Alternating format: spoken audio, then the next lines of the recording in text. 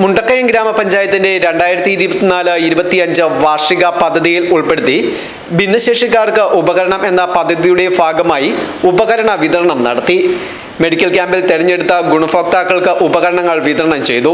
ഗ്രാമപഞ്ചായത്ത് പ്രസിഡന്റ് രേഖാദാസ് വിതരണ ഉദ്ഘാടനം നിർവഹിച്ചു. അവർക്ക് വേണ്ടിയിട്ടുള്ള ഉല്ലാസയാത്ര ഉല്ലാസപ്പറവുകൾ എന്ന പദ്ധതി വെച്ചിരുന്നു.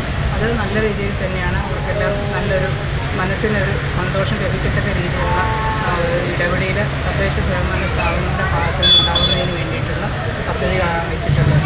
ഇന്നീ ഉപകരണങ്ങൾ ക്യാമ്പ് നടത്തിയ ആൾക്കാരെ സെലക്ട് ചെയ്താണ് എടുത്തിട്ടുള്ളത്. ഔപചാരികമായി ഉദ്ഘാടനം നടത്തിയതായിട്ട് പ്രഖ്യാപിച്ചുകൊണ്ട് എൻ്റെ വാക്ക് നൽകുന്നു.